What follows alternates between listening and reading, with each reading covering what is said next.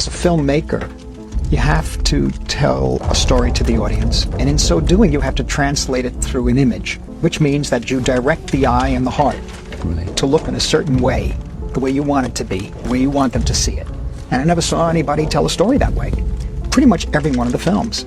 Pretty much every one of the films, you can study the shots. First of all, you don't go study the shot. You go look at the movie and it affects you or doesn't affect you. Yeah. They affected me.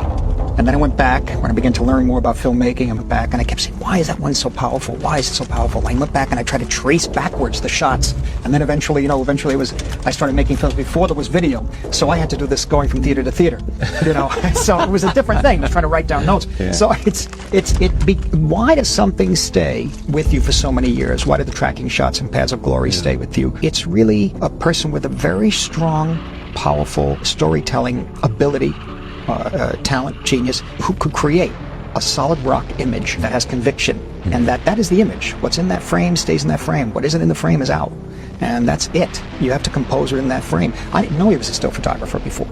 Until you saw this documentary? No, I knew that. I knew him a few years later, because we never really actually met, but I've read over the years, Steve Spielberg told me about him and that sort of thing. And I said, of course, the still photography, once you get that image, but then it moves. Still cameras don't move, And so it had this extraordinary authority saying, look, I'm gonna tell you the story this way, and you're gonna see it this way. And then you add to that, assuming there's good and there's bad, assuming something is wrong and something is right. Well, what are we ultimately as human beings? Are we fundamentally good? Are we fundamentally bad? You can watch these films again and again and again. The Shining is fascinating for that. It's really all going on in his head, Jack's head. Yeah.